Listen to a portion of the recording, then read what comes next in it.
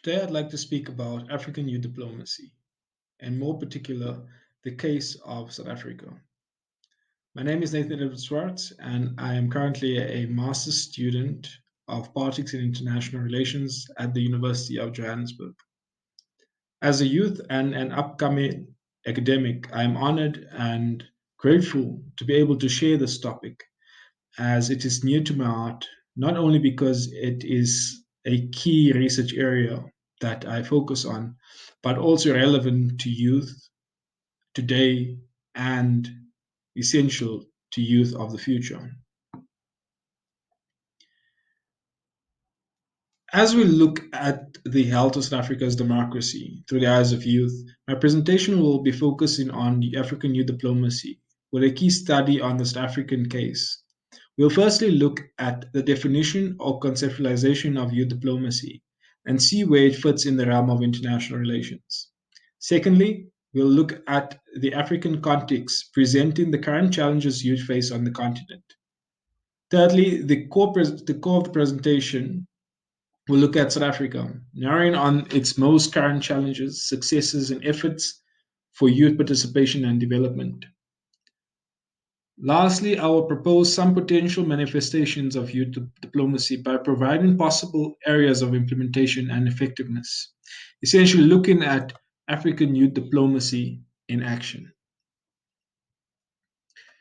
One might argue that youth diplomacy, as an actual typology of diplomacy, is a selfish oversight in the realm of international relations due to its relevance but lack of academic research. Youth diplomacy is a new but poorly documented and broadly conceptualized phenomena in international relations. At first glance, it could be manifested under the canopy of public diplomacy, where public attitudes are influenced by states, governments, and private groups from one country to the other. Youth diplomacy can often find itself wedged alongside track diplomacy, where we have track two diplomacy being defined as the unofficial or informal means of conducting international relations, thus shy of traditional state to state, state to citizen, or track three citizen to citizen diplomacy. Due to its demographical nature, one might even simply overlook youth diplomacy as just another means of conducting diplomacy with no needs for prioritization or independence. But when we really take these possible homes for the typology to reside in, we find that youth diplomacy in itself is a call to action to think beyond the traditional perspectives of international relations. Youth diplomacy signifies the role that youth play at the converging point in politics as citizens, as well as diplomacy as influences of foreign policy and agenda setting.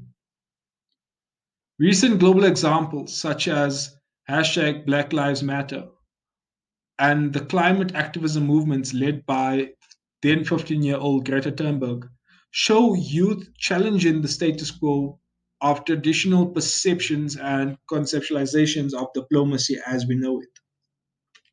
Youth are therefore showing that it is not only professionals, politicians, trained diplomats who have the ability to represent and communicate the interests of citizens in their home nations and in the global system of states.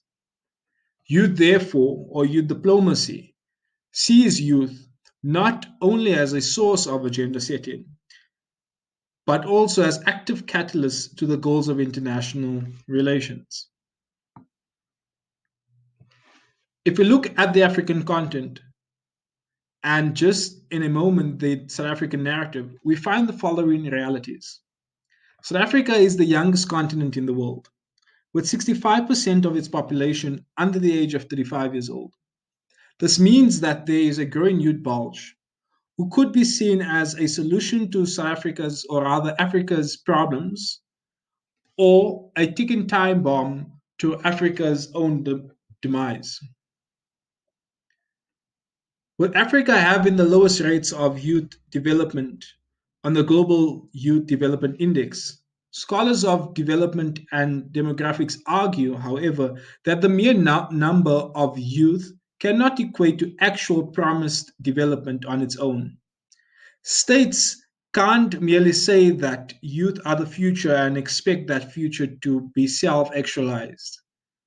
But states should therefore play a role in the actualization of youth as well as the means of their agency. It is evident, however, that there is a decline in youth participation throughout the continent. And on a shallow level, this could be due to, firstly, the lack of quotas in decision making platforms. For instance, in the case of South Africa, while there is no quota when it comes to the age in which parliamentarians can take up positions of power, roughly only 12% of the seats or parliamentarians within South Africa are under the age of 35 years old. And in many African states, there is also a presidential age limit, where we can note that the average age of African state leaders is 70 years old. In addition to this, we still see the prevalence of a big man syndrome evident in Africa, where leaders hold on to political office as long as possible. An example of this is the president of Uganda, who removed the presidential age limit to run again for another term in office. It is due to these realities that youth are often radicalized, joining terrorist groups, engaging in crime, all for the sake of survival and a means of conquering poverty. Youth in Africa are therefore positioned as mere decoration, manipulated and tokenized, given the false reality that they are in control of their development, only to find that they are told to glorify the liberation efforts of former generations and take a seat in the corner while the adults decide their future. Much of these continental challenges also play out on the South African stage. Youth unemployment remains high. Reasons for unemployment include nepotism, internships that often do not consider the area in which a person is qualified, and poverty, especially amongst those living in rural areas who do not have access to the facilities, amenities, resources, transport, or Wi Fi to apply for jobs, let alone get to those work interviews. Access to skills development and tertiary education remains low. While hashtag fees must fall as a social movement, while successful in bringing to focus the economic challenges of youth, it is a flame that is constantly reignited and not extinguished. Youth entrepreneurship and youth businesses are also not well supported. Youth, especially from disadvantaged backgrounds, struggle to help create jobs, and that many townships are far from well developed economic spaces. One might argue that the starting point for local economic development is for entry level entrepreneurs to produce basic goods commonly needed locally, and therefore scale up and access new markets. However, many youth do not have access to capital resources or even financial literacy. Political participation has also decreased. The Electoral Commission of South Africa has revealed that in the last election, about 9 million people were eligible to vote. However, these who were eligible to vote had not registered. Of the 9 million people eligible to vote, of these, 6 million were youth. Alarmingly, less than 12% of eligible first time voters, those who turned 18 since the last election, registered to vote. On the eve of the 2019 election within South Africa, the hashtag I want to vote but was trending. A study by the University of Johannesburg's Center for Social Change found that youth, while being well aware and strongly opinionated on South African political climate, have no trust in political structures and processes, such as voting, demonstrations, and political party membership. Distrust in political parties and their leaders, lack of faith in government, have in the world to address the concerns are some of the key reflections that could be highlighted in the South African challenge. This brings us to looking at the good, the bad, and the ugly. What steps has South Africa actually taken on a state or continental level?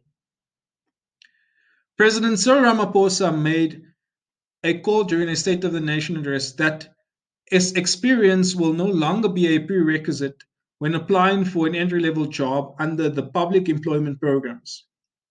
In order, therefore, to address the youth unemployment crisis, and this announcement was to be made effective from the 1st of April 2019. In November 2020, the Department of Women, Youth, and Persons with Disabilities presented the 2030 National Youth Policy. The National Youth Policy is a cross-sectional policy aimed at effecting change for youth at local, provincial, and national levels. The policy priorities with key interventions were aimed at improving the prospects of quality education, skills and second chances, economic transformation, entrepreneurship and job creation, physical and mental health promotion, social cohesion and nation building, effective and responsive youth development machinery. The department had also made mention of some of the achievements of the existing national youth policy. Among these achievements were almost doubled enrollment in school, which with an increase of the number of learners with post-school qualifications ranging from 1.7 million to 3.6 million. However, there was no mention of the dropout rate that existed within schools. Another achievement that was mentioned was the increase in the number of youth-owned businesses, as well as financial and technical support to youth startups and enterprises. But if you have to call the National Youth Development Agency, which are essentially responsible and mandated with the role of funding such initiatives, we might find that these particular funds are either cancelled or put on hold. Or often it is said that due to COVID-19, they are no longer effective. Another achievement that was made mention to was increased investments in tertiary education, largely benefiting youth from poor households. But students continue to face the challenge of obtaining funding for tertiary education. The argument that there has been an improved youth participation in public employment programs or the establishment of institutions dedicated to render youth development services, we still find that the National Youth Development Agency, the board which oversees and sets out its strategy, has still not been elected. Neither has their oversight role been made clear. There is still a lack of monitoring and evaluation of activities surrounding the National Youth Development Agency. Lastly, we also see a sense of tokenism within the various aspects of youth participation. An example of this is the annual youth parliament that is held. Another example of poor attention given to youth issues.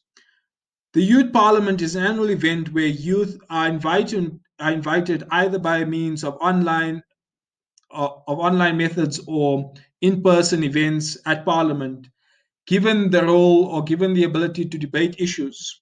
But essentially, that is where it ends.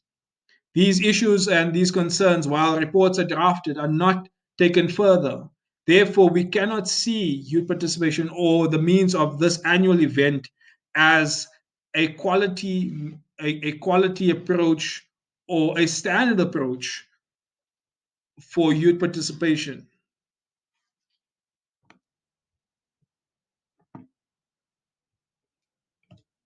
But what about youth agency and the role that youth play in development and agenda setting? Does it mean that there is no youth participation? Or could we see that there is evolved participation? While it may seem that youth participation may have decreased in its formal parts, A shift in the approaches to participation is more clear than anything else. Platform, for instance,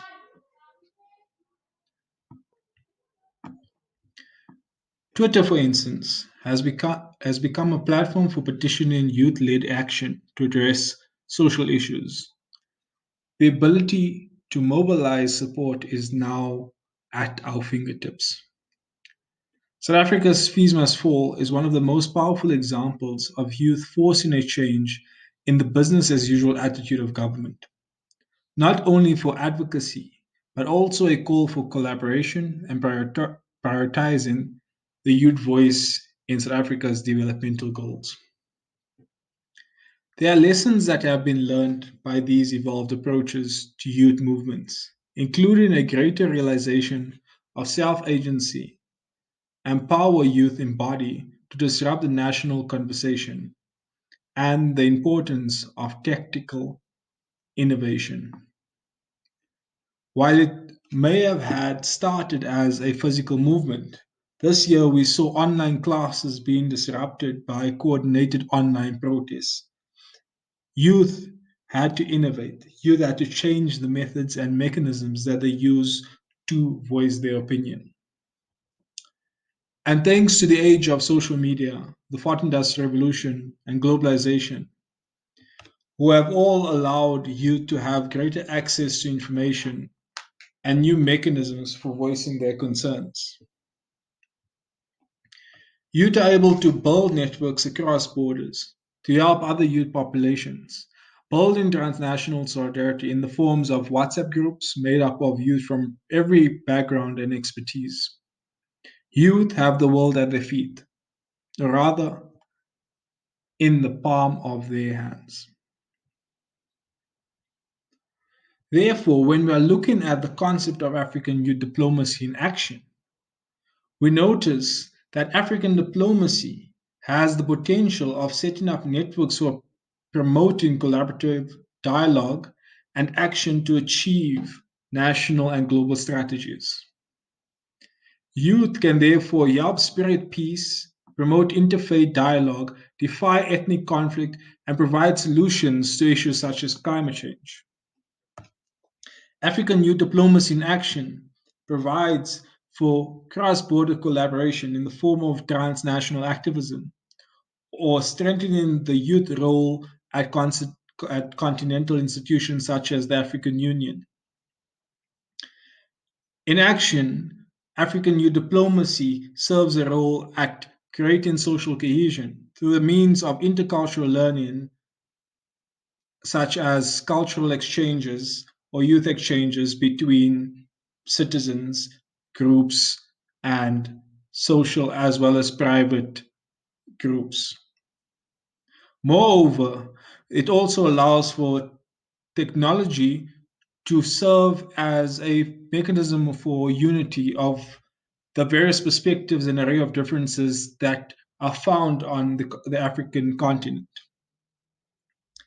African youth diplomacy also could serve a role in conflict resolution, as stated before, by promoting this interfaith dialogue and defying ethical and racial conflict. Youth themselves play a role as peacekeepers. They play a role in the peace process by bringing or creating the spaces for them to engage with other youth, therefore challenging their perspectives and also likewise changing the core essence of conflict in itself. African youth diplomacy can also serve a role in economic and social development by strengthening the public and private sector collaboration and including youth innovation in ideas that make up the partnerships between the public and private sectors. We find youth at, at a vantage point of influencing society as we know it. At the center of all of African youth diplomacy is the call or the need for intergenerational dialogue and co governance. Youth, therefore, should not be seen as beneficiaries but partners of development. Any form of participation or structures that involve youth should be youth informed and led. Youth advisory structures should also be established from the grassroots level to the continental level.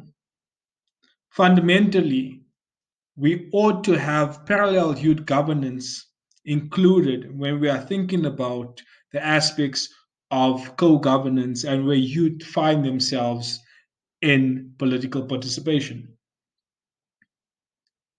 However, as I make my closing remarks, all issues are regarded as youth issues. And Africa has a strong history of young people leading youth to solve societal issues. However, these young leaders who then led youth in terms of through liberation struggles or the call or action for independence did not make space for future generations. This narrative is one that ought to be challenged, and we need to understand how we can alter the narrative for more than just utility. Youth are filled with experiences. We should grow youth in scholarship and allow them to be able to voice and speak on their own behalf. The greatest expertise is not in the academic spaces, but as stated before, on the grassroots levels, where new ways of thinking and ideas can sprang from. We therefore need to also find a balance between intergenerational co leadership versus youth exclusive areas. That representation in itself should be of quality, and quality representation in democracy should be reflective of the reality of demographics. Youth cannot be left out when it comes to issues of governance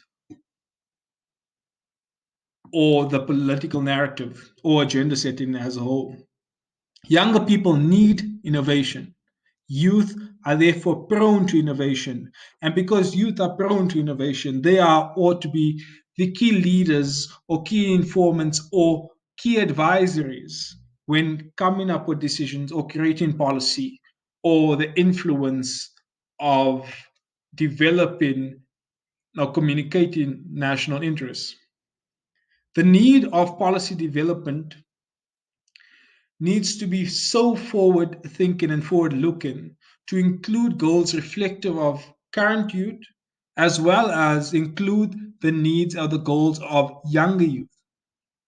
We therefore need to readjust the developmental journey and markers of what makes up the concept of youth. More importantly, the process we ought to address is this transition between youth to adulthood.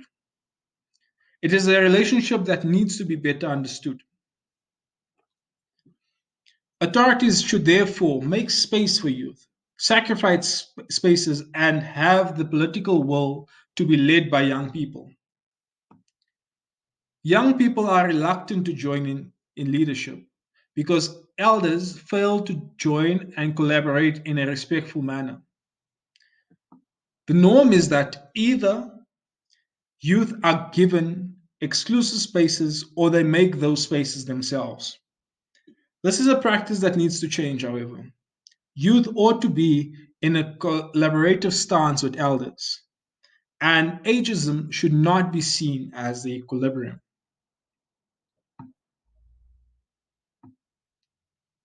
In the words of Frantz Fanon, each generation must discover its mission, fulfill it or betray it in relative opacity.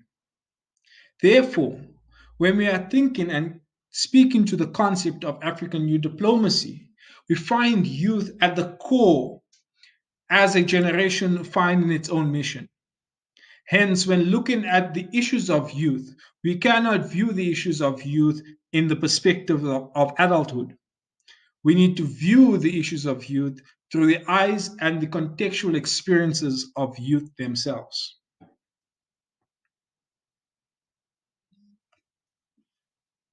This brings the end to my presentation. If you'd like to comment, please be sure to comment below, or you are able to send any questions via email, and I will get back to you in that regard. Thank you.